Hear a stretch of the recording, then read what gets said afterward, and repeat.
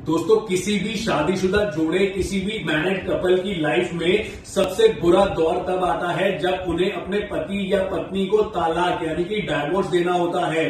दोस्तों इस सिचुएशन में बच्चों के ऊपर बहुत बुरा असर पड़ता है अगर उनके बच्चे हैं तो। लेकिन इस सिचुएशन में ना सिर्फ हम बच्चों की कस्टडी पे सवाल खड़ा करते हैं बल्कि बच्चों को जो मेंटल पेन और मानसिक तकलीफ पहुंचती है तो उसके ऊपर भी हम बात करेंगे, चर्चा करेंगे।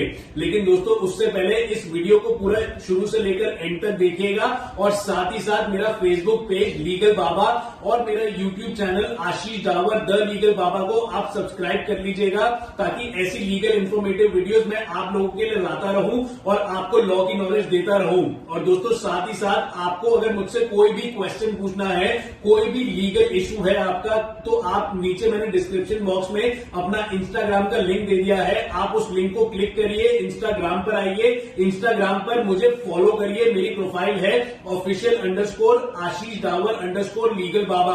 आप इस प्रोफाइल पे मुझे फॉलो करके मुझे डायरेक्ट मैसेज करके आप अपनी कोई भी लीगल इशू से रिलेटेड कोई भी सवाल पूछ सकते हैं, आपको जवाब मैं जरूर दूंगा।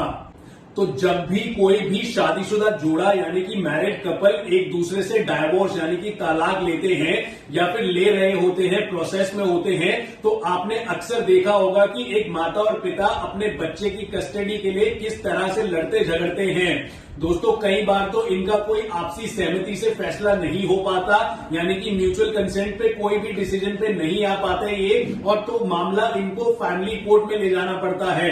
और दोस्तों जब भी मामला फैमिली कोर्ट के अंदर आता है तो फैमिली कोर्ट के जो जज होते हैं वो एक दूसरे माता और पिता की दोनों साइड की बात सुनते हैं, समझते हैं, फिर वो ये डिसाइड करते हैं कि बच्चे की कस्टडी माता को जाएगी या पिता को जाएगी।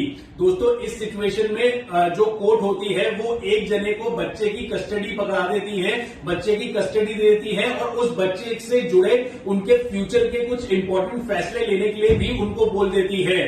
तो दोस्तों आइए आगे बढ़ते हैं, ये पता करते हैं कि बच्चे की कस्टडी आखिर मिलती किसको है, अब माता को मिलती है या पिता को मिलती है। तो दोस्तों जब भी बात हिंदू बच्चे की आती है तो हिंदू बच्चे की कस्टडी यानी कि हिंदू बच्चे की गार्डियनशिप का मामला Hindu minority and guardianship act 1956 के तहत ही तय किया जाता है।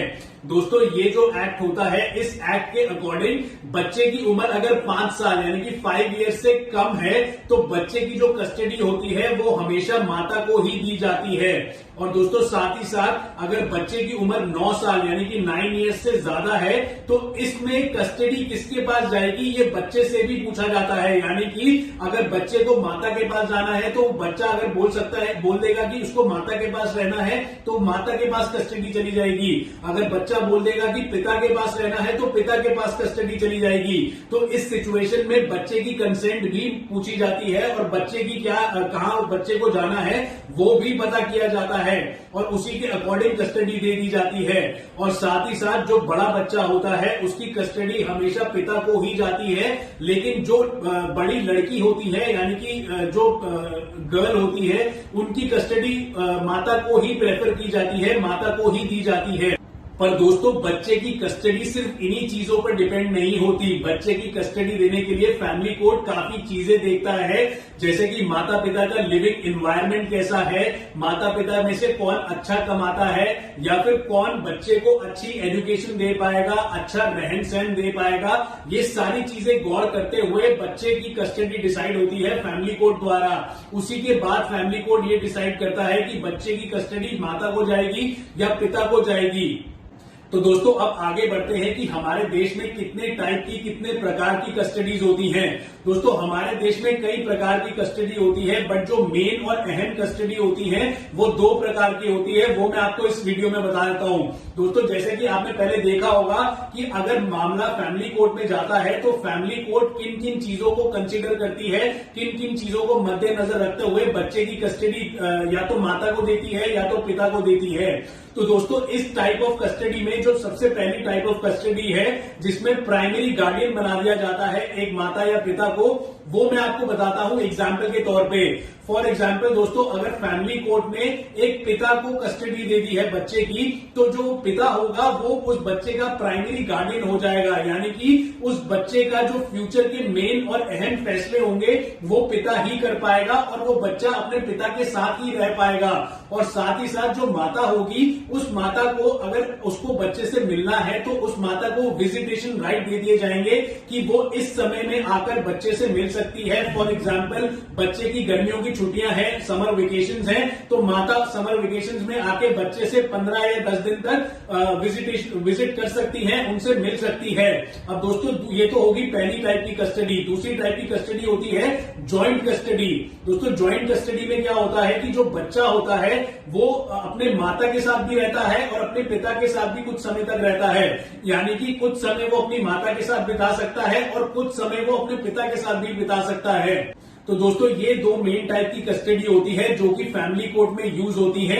एक को प्राइमरी गार्डियन बना दिया जाता है, एक को विजिटेशन राइट दे दिए जाते हैं, और दूसरी टाइप की कस्टडी जो मैंने आपको बताई ज्वाइंट कस्टडी, जिसमें कि बच्चा कुछ समय तक अपने माता के साथ भी रह सकता है, कुछ समय तक अपने पिता के साथ भी रह सकता है। तो ये दो टाइप की कस्टडी होती है जो कि मेन होती है। दोस्तों, आई होप आपको ये वीडियो पसंद आई हो और आप मेरा जो फेसबुक पेज है लीगल बाबा, आप उसको फॉलो कर लीजिएगा और मैं ऐसी लीगल इन्फॉर्मेटिव वीडियोस मैं आप लोगों के लिए लाता रहूंगा ताकि आपको मैं लॉ की नॉलेज देता रहूं। और जैसे कि मैंने आपको बताया कि अगर आपको मुझसे कोई भी क्वेश्चन करना है, कोई भी आपका लीगल रिलेटेड प्रश्न है, तो आप मुझे इंस्टाग्राम पर आकर मेरे इंस्टाग्राम चैनल को आप फॉलो करिए। आप मुझसे डायरेक्ट मैसेज करके कोई भी क्वेश्चन पूछ सकते हैं लॉ से रिलेटेड, मैं आपको जवाब जरूर दूंगा। Thank you.